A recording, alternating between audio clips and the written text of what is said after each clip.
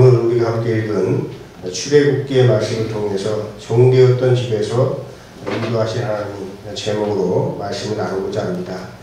오늘 우리가 7절까지의 말씀까지 읽었는데 사실 17절까지 우리가 읽었어야 되는데 조금 착오가 있었던 것 같습니다. 17절까지의 내용을 다 읽지 않아도 여러분들이 이어지는 내용이 그 십계명의 내용이다 하는 것만 여러분들이 알고 계시면 되겠습니다. 오늘은 앞에서 말씀드린 대로 3.1절 105주기 기념주일이기도 합니다. 저희가 1910년에 일본에 저희가 합병이 됐죠. 그리고 나서 9년이 지난 다음에 만세운동이 일어났습니다. 그런데 이 만세운동이 일어나고도 바로 저희가 독립을 쟁취한 것이 아니고 26년이라고 하는 긴 시간을 채우고 나서 36년 식민지 생활 끝에 1945년에 해방되었습니다. 이스라엘이 이집트에서 노예 생활을 했었고 또 바벨론의 포로로 끌려가서 또 노예 생활을 했습니다. 그래서 이집트에서 처음에 출애굽할 때 제1의 출애굽 사건이다 이렇게 이야기를 하고 두 번째 바벨론에서 다시 돌아올 때를 제2의 출애굽이다 이렇게 그 이야기를 합니다.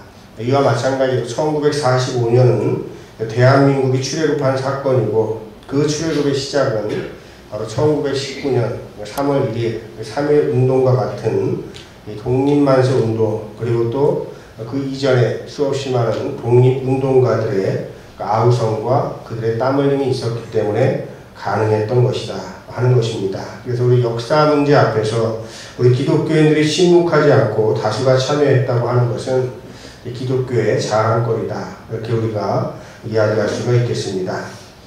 이번 주 성서 일과는 오늘 우리가 말씀하신 대로 드린 대로 출애굽기 20장 1절에서 17절의 말씀입니다. 모두가 다 십계명과 관련된 내용이죠. 여러분들 10가지 계명 중에서 가장 중요한 계명이 무엇인가? 제가 10가지 계명 중에서 이렇게 물어보니까 대답하시기는 어려울 건데 10가지 계명 중에서가 아니고 10계명 중에서 가장 중요한 것이 무엇이냐라고 하는 것입니다. 10계명 중에서 가장 중요한 말씀은 2절에 있는 말씀이 가장 중요한 말씀입니다. 우리 함께 화면에 있습니다. 우리 함께 읽어볼까요? 나는 너를 종되었던 집에서 인도하여 낸 내 하나님 여호와니라. 이것이 가장 중요한 말씀입니다. 아마도 1945년 해방을 맞이한 한국교회는 이렇게 고백을 했을 거예요. 나는 너를 일본 땅 종되었던 곳에서 인도하여 낸 내 하나님 여호와니라. 이렇게 읽어도 여러분들 그 말씀이 틀린 말씀이 아니죠. 자, 바로 이 출애굽해 주신 그 주체가 누구냐라고 하는 걸 먼저 생각해 보면 하나님께서 그 주체가 되셔서 출애굽시켜 주셨다. 우리는 이렇게 고백을 합니다. 이렇게 출애굽시켜 주실 뿐만 아니라 이제 출애굽을 시켜 주시면서 너희들이 다시는 그 노예 생활과 같은 비참한 삶을 살아가지 말라 하시는 방편으로 하나님께서는 이스라엘 백성들에게 10가지 계명을 주셨습니다. 이 10가지 계명을 잘 지키면 너희들이 이제 다시는 노예와 같은 삶을 살지 않겠지만은 그러나 너희가 이 10가지 계명을 소홀히 여긴다면 다시 그 노예와도 같은 삶을 살아갈 수도 있다. 이런 경고의 말씀이기도 한 것입니다. 실제로 이스라엘은 그랬죠. 자, 이 계명을 굉장히 소홀히 여겼어요. 그러다가 결국 어떻게 됩니까? 북왕국 이스라엘은 아시리아라고 하는 나라에 의해서 초토화되고 망했습니다. 그리고 나서 나중에 남한국 유다도 바벨론이라고 하는 강대국에 의해서 유배 생활을 하게 되는 것이죠. 그리고 나서 이제 바벨론에서 유배 생활을 하다가 이 바벨론이 또 이제 강대국에 의해서 페르시아라고 하는 이 강대국에 의해서 멸망당하고 그래서 이제 고레스라고 하는 왕이 이제 이스라엘 백성을 다시 귀환하게 하고 그래서 다시 이제 자유를 얻었습니다. 이렇게 이런 과정들이 원래 있는 것이죠. 그런데 고향에 돌아온 다음에 이스라엘 백성들이 다시 우리가 계명을 소홀히 여겼기 때문에 우리가 노예 생활을 했다라고 하는 이런 자각을 하고 그리고 이것을 다시 이제 우리가 십계명을 소중하게 여기고 살아가야 되겠다. 이렇게 각성을 하고 그렇게 실천했으면 좋겠지만은 고향에 다시 돌아온 다음에도 십계명의 본래 정신보다는 그 문자적인 것에 얽매여 살고 결국 그 문자를 이용해서 예수님을 죽이고 결국은 로마의 식민지로 디아스포라로 살아가게 되는 것입니다. 우리가 출애굽, 노예와 같은 그러한 삶을 살아갈 때에 또 우리를 억누르는 것들로 인해서 우리가 힘든 삶을 살아갈 때 우리는 아우성 칠 수밖에 없죠. 아우성, 또는 외침이라고 할 수도 있고 기도라고 할 수도 있는 것입니다. 자, 우리가 아우성 치지만은 출애굽 시켜주시는 분은 하나님이시다. 우리가 이것을 기억을 해야 되겠습니다. 우리가 독립만세를 외쳤지만 일제로부터 해방시켜주신 분은 하나님이시다. 우리는 이렇게 고백을 하는 것이죠. 중요한 것은 무엇입니까? 하나님께서 일을 하시게 하려면 뭐가 먼저 있어야 되냐면 아우성 치는 일이 있어야 된다고 하는 것이죠. 앞에서 말씀드렸지만 아우성이라고 하는 것은 이거 외침이라고 할 수도 있고 기도라고 할 수도 있어요. 그런데 이 아우성 치고 외치고 기도하는 일은 하나님의 일이 아니고 사람의 일이라고 하는 것이죠. 그래서 우리 사람이 먼저 이렇게 하나님 앞에서 부르짖을 때에 그때 우리 하나님의 도우심이 작용하게 된다. 그래서 우리 그렇게 됐을 때 우리가 선한 열매를 맺을 수 있다라고 하는 것을 우리는 기억해야 되겠습니다. 출애굽 사건은 먼저 아우성이 있었고 그 다음에 하나님의 도우심이 있었기 때문에 가능한 것이었다. 자, 이것이 성경에서 이야기하고 있는 출애굽의 역사입니다. 그래서 우리가 신앙생활하면서 생각해 봐야 될 것이 있어요. 신앙생활은 항상 뭐냐면 양방향이에요. 쌍방향이라고도 이야기할 수가 있겠죠. 우리가 기독교에 대해서 이야기할 때 여러 가지 우리가 정의를 내리지만은 기독교는 은혜의 종교다. 우리가 이렇게 이야기하지 않습니까? 왜 은혜의 종교냐면 하나님의 사랑이 먼저 있기 때문에 은혜의 종교라고 그렇게 이야기를 합니다. 그래서 우리가 아무것도 하지 않았는데 하나님께서 우리에게 은혜를 베풀어 주셨기 때문에 우리가 기독교는 은혜의 종교다. 이렇게 그 이야기하는 겁니다. 그렇지만은 아무리 은혜의 종교라고 할지라도 이 하나님의 은혜와 또 하나님의 사랑을 깨닫지 못하는 사람들에게 이 하나님의 은혜와 사랑은 아무런 의미가 없다라고 하는 것이죠. 그래서 하나님의 사랑은 일방적이지만 여러분들 어떻습니까? 일방적이기 때문에 선한 사람들에게만 하나님의 은혜가 부어지는 것이 아니죠.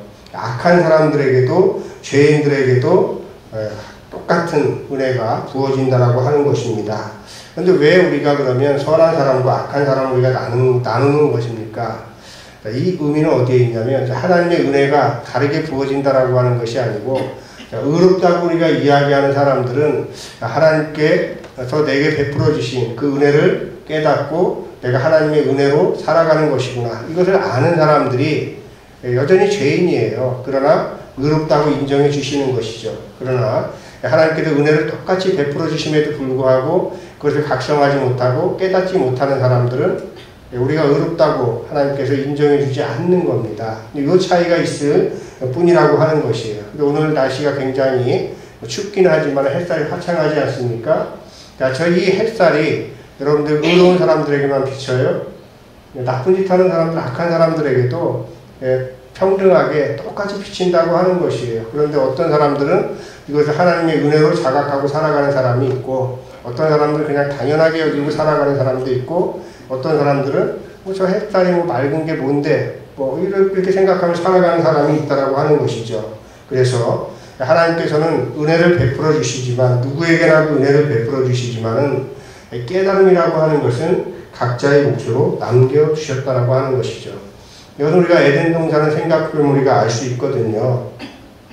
선악과를 에덴 동산에 만들어 놓으셨지만은 그것을 따먹고 아니고는 누구의 결정이 맡겼냐면 인간의 결정에 맡겨 놓으신 거예요. 만약에 하나님께서 그걸 맡겨놓고 따먹지 말라고 하시면서 인간이 따먹으려고 할 때 그걸 만약에 하나님께서 막으셨거나 강제하셨다면 우리 인간은 어떤 존재냐면 그냥 애완견 같은 로봇 같은 존재일 수밖에 없는 것이죠. 그러나 하나님께서는 우리 인간을 책임적인 존재로 창조하셨어요. 그 책임이라고 하는 것이 무엇이냐면 깨닫는 것이죠. 자기가 생각해서 스스로 결단하는 거예요. 그래서 우리가 기독교에서 이야기할 때 신앙은 뭐냐면 하나님이 하실 일이 있고 사람이 해야 할 일이 있다라고 하는 것이죠. 그래서 신앙은 한 방향이 아니고 쌍방향이고 양방향이라고 하는 것이죠. 근데 이럴 때 이제 우리가 조심해야 할 것이 있습니다. 하나님이 하셔야 할 일이 있고 사람이 해야 할 일이 있는데 이걸 잘 구별을 해야 되는 것이죠. 어떤 분들은 이거 구별을 잘 못해요. 그래가지고 자기가 하나님이 돼가지고 판단하고 혐오하고 선을 긋죠. 우리는 기억을 해야 됩니다. 예수님께서 이 땅에 오셔서 하신 일이 뭐냐면 죄인을 구원하시기 위해서 이 땅에 오셨다. 이렇게 그 말씀하셨고 십자가에서 고난당하신 이유도 결국은 죄인을 구원하시기 위해서 십자가를 지셨다라고 하는 것이죠. 그래서 우리에게 성경은 굉장히 어려운 그런 과제를 우리에게 주고 있는 거 아닙니까?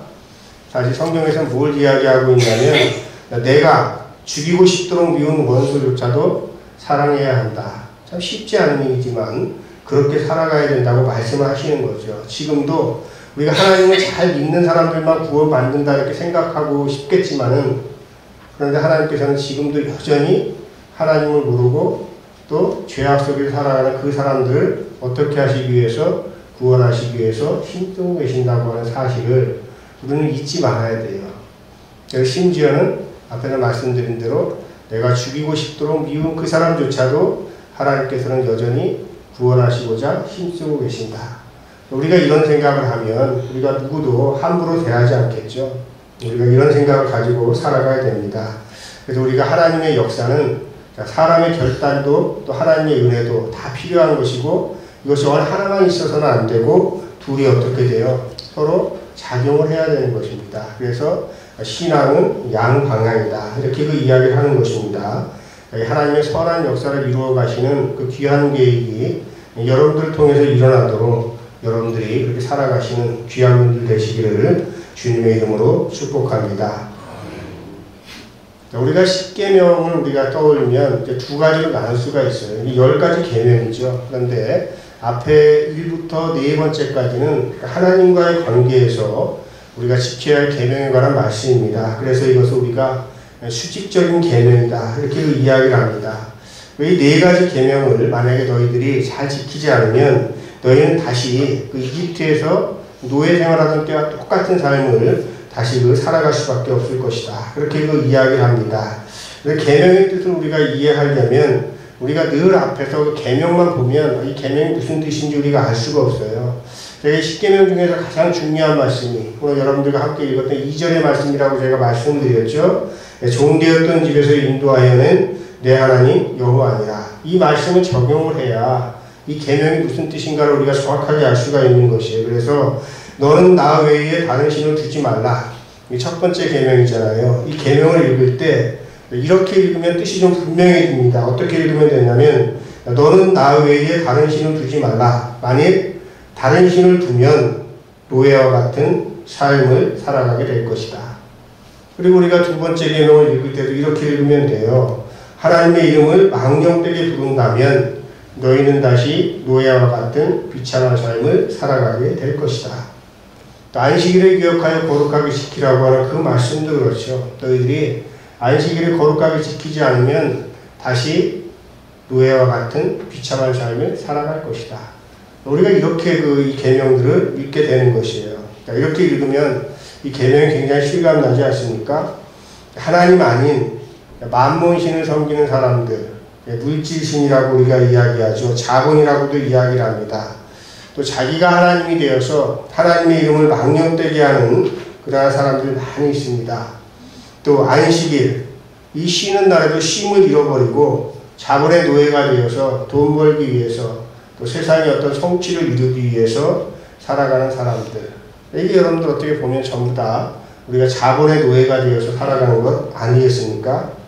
그래서 우리가 하나님께서는 우리에게 10가지 계명을 주셨는데 그 계명은 우리를 속박하기 위한 법이 아니라 우리를 자유인으로 살게 하기 위한 축복의 법이다 라고 하는 걸 기억을 하셔야 됩니다. 그래서 우리들이 이 계명을 찬찬히 살펴보게 되면 우리가 이렇게 살지 않아서 내가 자본의 노예로 만문의 노예로 살아가는 것이구나, 참 자유를 모르고 살아가는 것이구나 하는 걸 깨닫게 되는 것이죠. 그래서 첫 번째 2에서 4까지는 하나님과의 관계에서 수직적인 관계에 관한 계명이 되겠습니다. 자, 그러면 이제 5번째부터 10번째까지는 이제 사람과의 관계에서 지켜야 할 계명이에요. 그래서 우리는 수평적인 법이라고 이야기를 하죠. 그래서 이 수직적인 법과 이 수평적인 법이 만나서 그것이 바로 십자가를 이루어서 완전체가 된다. 우리가 그렇게 이해를 하면 되겠습니다.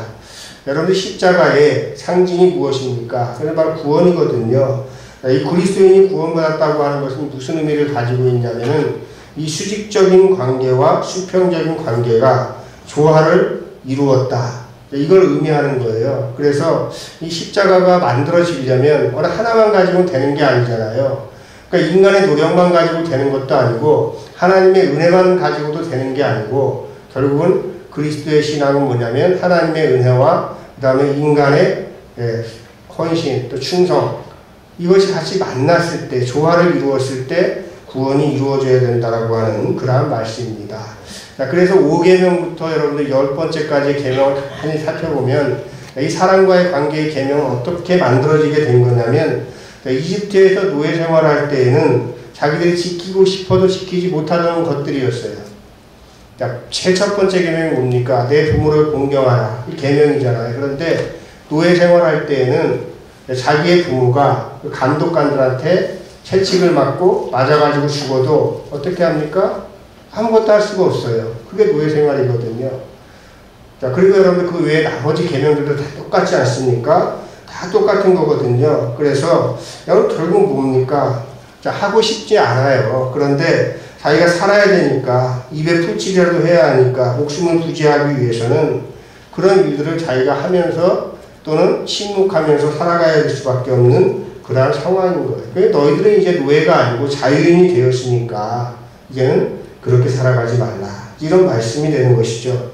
너희들이 자유인이 되었는데도 똑같이 부모를 공경하지 않고 그 다음에 그 나머지 계명들에 의한 뭐 도둑질하지 말라다거나 아니면 거짓 증언을 한다거나 이런 일을 너희들이 지속한다면 너희는 다시 노예적인 삶을 노예가 될 수밖에 없다. 그렇게 그 이야기를 하고 있는 것이거든요. 그러면서 사람과의 관계에 있어서 부모 공경에 관한 말씀을 첫 번째 계명으로 주시면서 거기에는 이제 하나님께서 약속을 주세요. 내 부모를 공경하면 그러면 너희들이 땅에서 잘되고 장수할 것이다. 그래서 우리가 부모 공경 제5계명을 약속 있는 첫 계명이라고 이야기하는 것이죠. 그리고 이어지죠. 살인과 간음과 도둑질과 거짓 증거와 탐욕 이런 것들이 노예 생활할 때에는 그냥 그렇게 살아갈 수밖에 없었고 그런 일들을 당해도 뭐 항변할 수가 없었던 거예요. 너희들이 이제 자유인이니까 그런 것들로부터 자유로운 삶을 살아가야 되지 않겠느냐. 그래서 결국은 이 10가지 계명은 우리를 속박하기 위한 법이 아니고 우리를 자유롭게 하기 위한 법이었다라고 하는 것을 우리가 기억하시면 되겠습니다. 자, 이렇게 10계명은 이렇게 주어졌는데 오랜 세월이 흘렀죠. 오랜 세월이 흐른 다음에 문제가 생기기 시작했어요. 10계명은 언제 받았습니까? 모세가 시내산에서 받았잖아요. 연대로 우리가 환산을 해보면은 기원전 1400년 전입니다.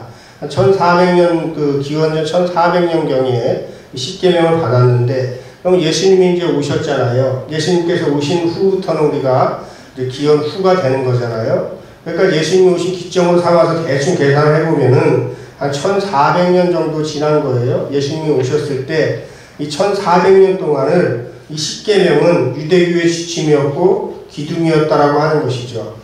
자, 그런데 이제 이들이 바벨론 포로기를 또 경험을 했잖아요. 하나님의 말씀 계명 소홀히 지키다가 바벨론에서 포로 생활을 또 했단 말이죠. 자, 그런 경험을 한 다음에 이들이 각성하게 된 거야. 아, 우리가 하나님께서 주신 계명을 소홀히 여겨가지고 우리가 바벨론이라고 하는 강대국에서 우리가 포로로 또 살아갔구나. 다시 이제 고향으로 돌아왔어요. 그러면 이 사람들이 어떤 일을 할까요? 우리가 계명을 지키지 않았기 때문에 다시 바벨론이라고 하는 나라에 끌려가서 우리가 노예와 같은 삶을 살았으니 이제부터는 다시 고향으로 돌아왔으니 계명을 어떻게 해야 되겠어요? 잘 지켜야 되겠다. 그런 운동이 여러분들이 일어나지 않겠습니까? 그래서 그들이 생각해 보니까 아, 우리가 하나님께서 주신 계명을 잘 지키지 않았던 것이 원망의 원인이었구나 하는 이런 자각이 일어나면서 10계명을 잘 지키려고 하는 운동이 일어나게 됐어요. 그런 운동이 일어났을 때 그 중에서 대표적인 집단이 하나가 있었는데 그들이 바로 바리새파거든요. 이 바리새파 사람들이 어떻게 했냐면 10계명을 조금 더 어기지 않기 위해서 세세한 규정들을 갖다가 만들게 된 거거든요. 그러니까 바리새인이라고 하는 단어는 히브리어로 페르심입니다. 그런데 이 페르심이라고 하는 단어가 분리시키다라고 하는 뜻이거든요. 그리고 또 금요, 절제, 고행이라고 하는 뜻도 있고 그리고 또 히브리어 카도시하고도 관련이 있어요. 카도시가 뭡니까? 거룩하다라는 뜻이거든요. 왜 거룩하냐면 분리가 되어 있는 거예요. 보통의 세상 사람들이 살아가는 것과 그 다음에 또 신앙생활하는 사람들의 삶이 분리가 되어 있어가지고 좀 다르다라고 하는 것이죠. 그래서 거룩하다고 하는 것이 카도시라고 하는 단어입니다. 우리가 거룩 이렇게 이야기할 때는 그냥 왜 거룩하지? 그게 아니고 세상 사람들과 구별되니까 거룩한 거예요. 자, 그런데 이 바리새라고 하는 뜻이 그런 뜻입니다. 분리시키다. 분리주의자라고 하는 이런 뜻도 가지고 있는 것이죠. 자, 그래서 이 사람들이 왜 그런 이름을 자기네들이 가지게 됐냐면은 십계명을 철저하게 지켜가지고 보통 사람들과는 구별된 삶을 살아가겠다. 자, 이런 의지를 가지고 이들이 만들어진 집단이 바로 이 바리새입니다. 바리새파 사람들이 다 나쁜 건 아니에요. 정말 그 말씀대로 성실하게 가려고 하는 그러한 사람들도 있었기 때문에 그렇습니다. 근데 이들이 가장 관심이 많았던 것이 뭐냐면 정결법이었어요. 정결법은 깨끗하게 하는 법이거든요. 그런데 이들이 이제 10가지 계명을 딱 놓고서 이걸 잘 지키기 위해서 세세하게 구분을 하다가 결국 어떻게 됐냐면 원래 하나님께서 우리에게 주신 계명은 10개잖아요. 그런데 이 계명을 600 몇 가지로 세세하게 이걸 갖다 분류를 시켜버렸어요. 근데 그 당시에는 여러분들 오늘날처럼 뭐 우리가 교육을 많이 받을 수 있는 세상도 아니었기 때문에 문맹률이 굉장히 높잖아요. 그러니까 보통 사람들은 이 세세한 규정들이 뭔지도 모르고 그걸 지킬 수도 없는 거죠. 그러니까 자연히 뭐냐면 이 사람들은 계명을 모르기 때문에 600 몇 가지라는 세세한 규정을 모르기 때문에 그냥 그 계명을 모른다는 이유만으로도 그냥 죄인이 돼버리는 거예요. 그러니까 바리새파 사람들 자기네들 다 안다고 생각하니까 어떻게 해요? 그 계명을 가지고 다른 사람들을 계속 너는 죄인이고 너는 나쁜 놈이고 지옥에 가고 이렇게 자기네 주장을 하는 것이죠. 이런 문제가 생겼던 것입니다. 자, 그래서 결국 바리새파 사람들이 십계명을 잘 지키려고 세세한 규정을 만들다가 결국 어떻게 됐냐면 이 자유의 법을 노예의 법으로 만들어 버린 거예요. 그러니까 예수님이 오실 당시에 그런 일들이 만연했다라고 하는 것이죠. 그래서 예수님께서 자, 공생의 기간 동안에 가장 많이 하시는 게 뭐냐면은 이 정결법을 가지고 바리새인들과 논쟁을 하는 일이 제일 많았어요. 종교 지도자들하고 같이 논쟁을 벌이셨고, 그리고 그것이 예수님하고 논쟁을 벌이는데 안 되는 거죠. 예수님이 뭐라고 이야기하면 이 독사의 새끼들아. 얼마나 답답하면 예수님께서 그렇게 말씀을 하시겠어요. 물론 바리새파 사람들이 전부 다 나쁜 것은 아니었지만 그 주류는 나쁜 사람들이었어요. 왜 그러냐? 문자에 사로잡혀가지고 하나님의 법으로 하나님의 이름을 망령되게 하는 그런 결과를 가져왔기 때문에 그렇습니다. 그런데 문제는 뭐냐? 지금도 똑같은 문제가 반복되고 있다라고 하는 것이에요. 그리고 한국교회가 지금도 똑같이 문자주의가 대세를 이루고 있다라고 하는 것입니다. 하나님의 말씀, 성경에 기록된 이 말씀을 그대로 그냥 문자 그대로 지키는 것이 신앙이 좋은 것이다. 이렇게 생각을 하고 있는 것이죠. 우리는 기억해야 됩니다. 사도 바울이 뭐라고 이야기합니까? 고린도후서 3장 6절에서 경고를 했어요. 뭐라고 경고를 했냐면 하나님께서 우리에게 새 언약의 일꾼이 되는 자격을 주셨습니다. 이 새 언약은 문자로 된 것이 아니라 영으로 된 것입니다. 문자는 사람을 죽이지만 영은 사람을 살립니다. 우리가 문자로 성경을 보면 그것은 우리를 죽이는 법이 될 수밖에 없어요. 여러분 문자로 여러분들 만약에 구약성경 창세기만 여러분들 읽어보세요. 문자로 기록된 것이 서로 모순돼 가지고 어떻게 돼요? 성경 자체를 훼손시켜 버릴 거예요. 앞뒤 맥락도 맞지 않는데 여기서는 이렇게 얘기하고 저기서는 이렇게 이야기하고 그 다음에 또 이걸 숫자로 계산을 해보면 전혀 맞지도 않고 이런 말씀을 여러분들이 어떻게 믿으라고 하는 겁니까? 그게 아니죠. 그래서 성경은 문자가 아니고 비유를 읽어야 되고 역사적인 맥락에서 읽어야 그 뜻을 제대로 알 수 있는 것이에요. 우리가 출애굽 사건을 여러분들 애굽에서 출애굽한 사건이지 이건 이스라엘의 것이야. 이렇게만 우리가 읽는다면 우리가 일본 식민지에서 해방되고 이걸 우리의 민족의 출애굽이라고 읽는 것이 가능하겠습니까? 그러지 않다라고 하는 것이죠. 그래서 이 성경이 우리가 읽고 해석하는 것이 어려운 이유는 여기에 있는 것이에요. 문자로만 읽는다면 굉장히 쉽죠. 그러나 문자로만 만약에 성경을 읽었으면 이미 성경은 자체의 모순으로 인해서 폐기되었을 것이에요. 아주 오래전에. 그러나 지금도 이것을 우리가 하나님의 말씀이라고 고백하는 이유는 어디 있냐면은 이 성경의 말씀을 우리가 문자로 읽기는 하지만은 그것을 비유로 읽고 역사적인 맥락에서 재해석하기 때문에 이 말씀이 지금도 살아있는 말씀이 되는 것이죠. 자, 오늘 우리가 읽은 성서 일과에서 가장 중요한 주제는 종되었던 집에서 인도하신 하나님. 이게 가장 중요한 주제입니다. 그래서 오늘 제목도 종되었던 집에서 인도하신 하나님. 이렇게 제가 말씀을 드린 겁니다. 자, 여러분들 그냥 문자로 풀면 그래서 그렇게 이야기할 수 있지 않겠습니까? 나 지금 자유인인데 우리 대한민국에 노예제도 없는데 내가 종이 아닌데 그러면 이 말씀이 여러분들 무슨 상관이 있겠어요? 그런데 그 이야기는 다른 이야기죠. 결국은 현대인들을 종처럼 부리는 것들이 굉장히 많이 있습니다. 현대인들을 종처럼 부리는 것들이 뭐예요? 자본의 횡포, 편향된 이념, 가부장적인 문화, 독재 권력의 횡포, 성공신화, 명예욕, 인류병 이런 것들이 전부 다 우리를 짓누르고 있는 그런 것들 아니겠습니까? 우리 사람들이 이런 것들의 노예가 되어가지고 살아가잖아요. 이런 것들을 얻기 위해서 모든 것들을 다 여러분들 소비하고 있지 않습니까?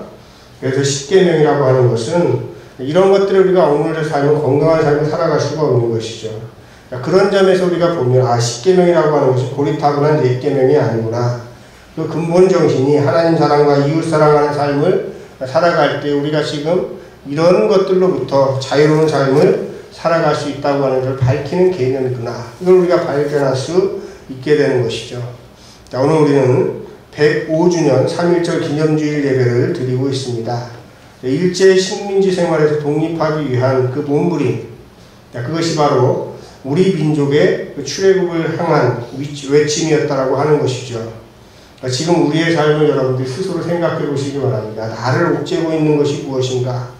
그걸 우리가 제대로 봐야 돼요. 내가 누구의 노예 생활하고 있는 것인가? 나는 정말 자유인으로 살아가고 있는가? 이걸 잘 우리가 깨달아야지만 어떻게 되면 그 삶을 벗어나고자 하는 소망을 품을 수가 있겠죠. 우리가 그걸 제대로 알아야지. 하나님, 내가 이런 삶이 정말 지긋지긋해요. 벗어날 수 있도록 나를 좀 도와주십시오. 이렇게 돼야 여러분들 출애굽 사건이 일어날 수 있는 거 아니겠습니까? 여러분들이 지금 내가 살아가고 있는 삶 속에서 나를 억누르고 나를 노예처럼 부리는 것이 무엇인가 하는 것들을 여러분들이 잘 깨달아 아셔서 그 삶에서 벗어나고자 하는 소망을 품고 여러분들이 하나님 앞에 기도하시기 바랍니다. 그때 하나님께서는 우리의 삶으로 들어오셔서 출애굽의 역사를 이루어 주시는 분이십니다. 왜 그러냐? 하나님께서는 종되었던 집에서 인도하여 내시는 분이시기 때문에 그래요. 그 하나님께서 여러분의 삶을 인도해 주시기를 주님의 이름으로 축원합니다. 말씀을 기억하면서 거듭 기도드리겠습니다. 역사를 주관하신 하나님, 반도국가의 운명 속에서 수많은 외침을 당했지만 지금 이렇게 독립국가로 살아가게 하신 감사드립니다.